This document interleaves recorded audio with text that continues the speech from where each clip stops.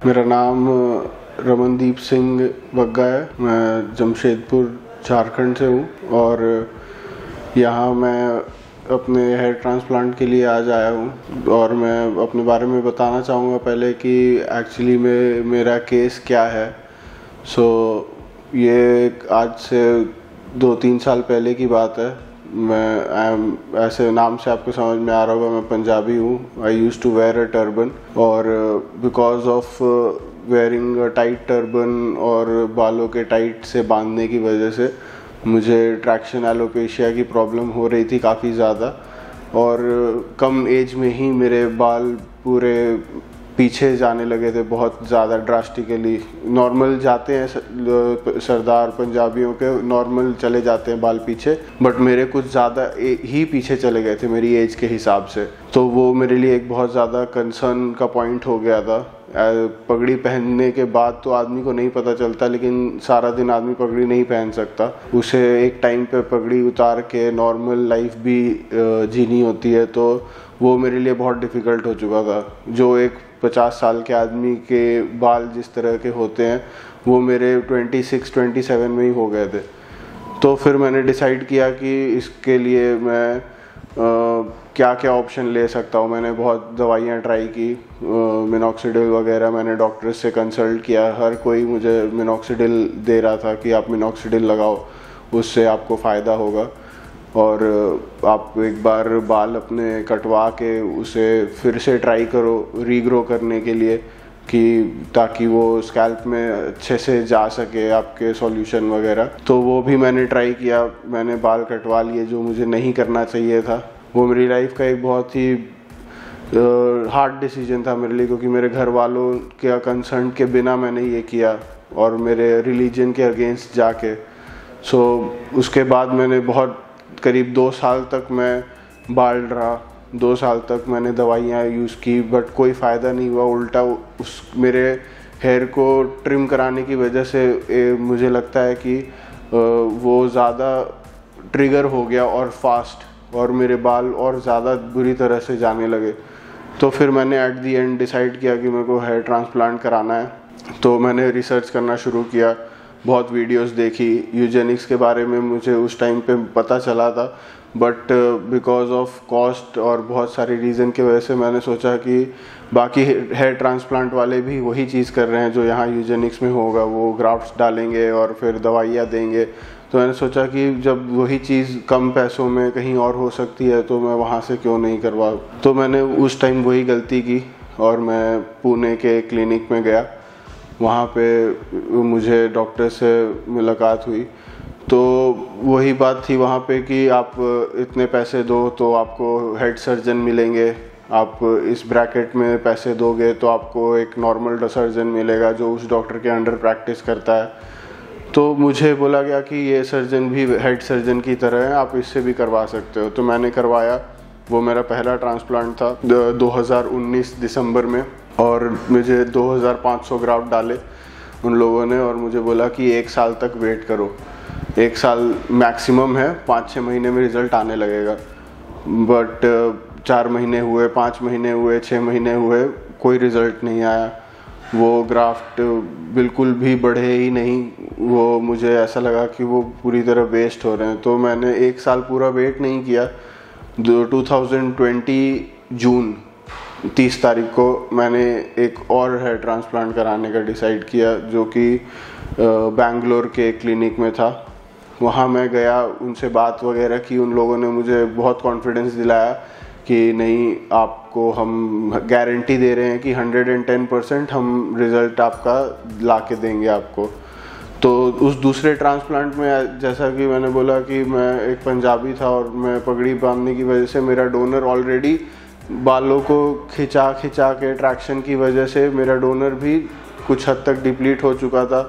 और जब पहला ट्रांसप्लांट कराया उसके बाद तो फिर उस डॉक्टर ने जिस तरह से ग्राफ्ट निकाले, उसी से पता चलता है कि वो कितना स्किल्ड था। उसने एक तरफ से ग्राफ्ट निकाल दिए सारे और एक तरफ मेरा छोड़ दिया, तो डोनर मेरा बिल्कुल अनइवन हो चुका था और उसमें ज़्यादा उम्मीद बची नहीं थी कि और ग्राफ्ट निकल सके। उसमें से बहुत कम चांसेस थे। तो मुझे बैंगलोर वाले क्लिनिक ने बोला कि हम ट्राई करेंगे कि हम आपके बियर्ड से कुछ ग्राफ्ट लें और फिलिंग कर दें उसको, और जितना हो सकेगा मैक्सिमम हम ट्राई करेंगे कि आपका नेचुरल लगे सब कुछ। तो उन्होंने किया, और जब कुछ टाइम बीतने लगा, 1 महीना 2 महीना, तब तो कुछ नहीं पता चला। लेकिन जब 5-6 महीने हो गए और जब वो बाल ग्रो होने लगे तो मुझे समझ में आया कि वो हेयर लाइन पे डल गए हैं ग्राफ्ट, जो कि पीछे डलने चाहिए थे, हेयर लाइन में नहीं डलने चाहिए थे। और वो चीज़ मेरे लिए इतनी ज़्यादा बुरी हो गई कि मैं ऐसे सिचुएशन में फंस गया कि ना तो मैं वो ग्राफ्ट बढ़ा सकता हूँ और अब वो बाल निकाल भी नहीं सकता, कोई ऑप्शन ही नहीं है। तो मतलब कि अब उससे बेटर तो मैं पगड़ी ही पहनता और वो बाल मेरे अंदर ही रहते और मैं जैसा था वैसे ही रहता। तो ये मेरे लिए बहुत ही ज़्यादा बुरी, मैं मतलब सोच भी नहीं पा रहा था क्या करूं। ऑफिसेस बंद हो चुके थे, एक मेरे लिए ये बेनिफिट था कि ऑफिस नहीं जाना पड़ रहा है। अगर मुझे इस कंडीशन में ऑफिस जाना पड़ता तो मैं काम कैसे करता। मेरी लाइफ बिल्कुल ही मतलब वैसी हो गई थी कि कहीं बाहर नहीं जा सकता, ऐसे लगता था कि जॉब छोड़ दूं मैं, क्योंकि किसी सोशली मैं किसी से उठ बैठ नहीं सकता। जो कि मैं पिछले 2-3 साल पहले तक जो आदमी कहीं भी जाने से पहले सोचता नहीं था, हर जगह जाना, ट्रिप्स में जाना, दोस्तों के साथ पार्टीज़ करना, उठना बैठना, सब 2 साल से बंद हो चुका।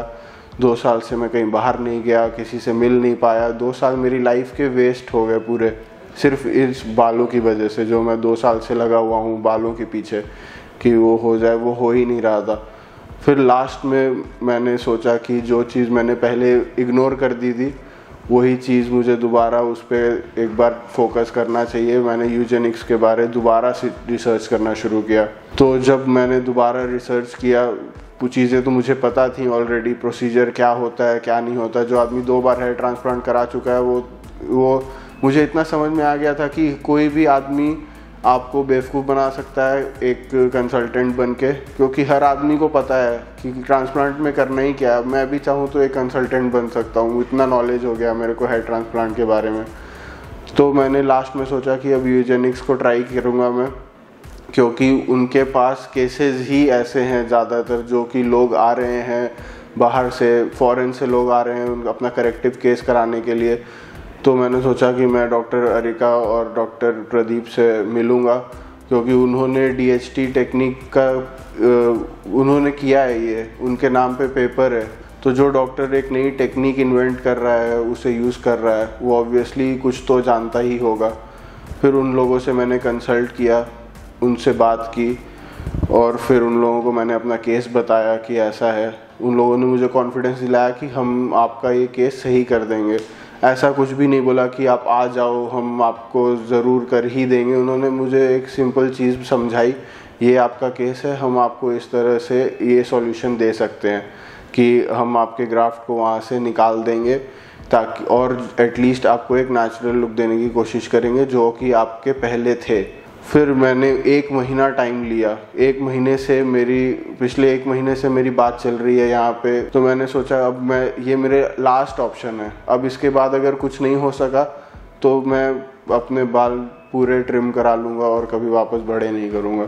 तो ये चीज़ मैंने उनको बोली कि मैं लास्ट ऑप्शन ये लेके आया हूँ आपके पास, इसके बाद मैं और कराना चाहूँ भी तो नहीं करा सकता, और कोई ऑप्शन नहीं है मेरे पे कि मैं दोबारा इसको चौथी बार जा सकूं। एक आदमी एक बार कराता है लाइफ में ट्रांसप्लांट, वो भी बहुत सोचने के बाद, और मुझे ये तीसरी बार है ये मेरा। और चौथी बार आप सोच सकते हो कि मैं कोई ऑप्शन ही नहीं है कि आदमी ये क्या बोलेगा आदमी अपने घर पे कि आप एक ही चीज़ चौथी बार कराने चाह रहे हो, जो 3 बार नहीं हो सका वो चौथी बार कैसे हो जाएगा। तो यही सोच के मैं यहाँ आया हूँ, और मुझे आज अभी तक यहाँ पे पॉजिटिव फीडबैक ही रहा है मेरा। जिस तरह से लोगों ने मुझे गाइड किया है, मुझे हेल्प किया है, समझाया है, सारा प्रोसेस बहुत सिंपल है। हर एक स्टेप पे मुझे मदद की है, मेरा प्रोसेस कैसे होगा से लेके मेरे फाइनेंशियली तक मैं कैसे सपोर्ट कर सकता हूँ उस चीज़ को, हर चीज़ का ऑप्शन है इनके पास। तो वो मुझे एक चीज़ बेटर लगी कि अगर पैसे ज़्यादा भी हैं तो उनके पास एक ऑप्शन है कि आप उसको कैसे मैनेज कर सकते हो। तो ये सारी चीज़ें मुझे बहुत बेटर लगी। और जिस तरह से उन्होंने मुझे अभी तक सर्व किया है, मेरे एयरपोर्ट से दिल्ली लैंड करने से लेकर आज यहाँ हॉस्पिटल आने तक मेरे 1 दिन के बीच में गैप है। हर चीज़ उनसे उन्होंने की है। मुझे एयरपोर्ट से पिक करना, मेरे लिए रूम अवेलेबल करना, होटल में बुकिंग करना, मेरे मील्स के बारे में देखना, सारा कुछ यही लोगों ने किया है। और आज मेरी सर्जरी है, तो आज होप फॉर द बेस्ट, बहुत उम्मीद लेके आया हूँ मैं कि आज मुझे यहाँ से कुछ पॉजिटिव ही मिलेगा। तो अब जब मेरी सर्जरी हो जाती है तो उस सर्जरी के बाद मैं आपको अपडेट दूंगा कि आप खुद देख सकते हो। अब तो मैं इसको मतलब वीडियो बन चुकी है, तो उस पर मैं अब आगे आपको वीडियो में पता चल ही जाएगा। आगे मैं अपडेट जब आपको दूंगा कि क्या हुआ है, तो आप खुद ही देख पाओगे कि एक आदमी जो इतना सफ़र करने के बाद 2.5-3 साल के बाद आज इस होप में कि वो सही हो जाए। तो let's hope for the best. Are Dr. Pradeep Sethi and Dr. Erica Bansal. And the clinic is Eugenics Hair Sciences in India.